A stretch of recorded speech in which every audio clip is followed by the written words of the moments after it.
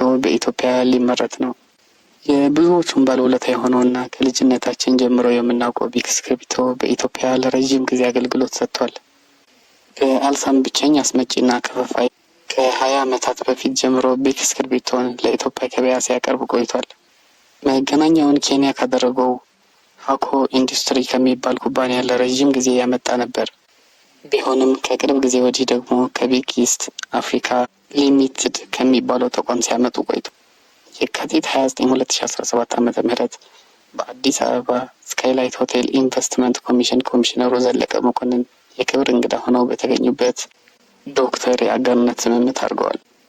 በተደረገው የአጋርነት ስምምነት አልሳም ቢክ እስክርቢቶን በኢትዮጵያ ውስጥ ለማምረት ከኢስት አፍሪካ ሊሚትድ ጋር ተስማምተዋል።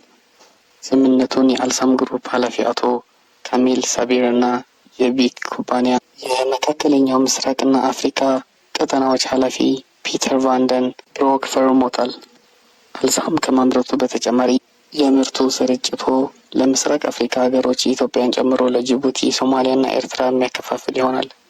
ይህም ለሀገራችን የቴክኖሎጂ ሽግግር ከመፈጠሩ በተጨማሪም የፍላጎትና ምርት ምጣኔውን ያስተካክላል፣ የውጭ ምንዛሪ ያስገኛል፣ ለበርካታ ዜጎች የስራ ዕድልም ይፈጥራል ተብሎ ይታመናል። ፕሮጀክቱም በቀጣይ 1 ዓመት ጊዜ ውስጥ ተግባራዊ እንደሚሆን ተገልጿል። አልሳም ማህበር ከተመሰረተ 25 ዓመታት ያለፉት ሲሆን አስመጪነት፣ በላኪነት፣ የአገር ውስጥ ንግድ፣ በሪል ስቴት እና በማኑፋክቸሪንግ የስራ ዘርፎች ተሰማርቶ የሚገኝ ኩባንያ ነው።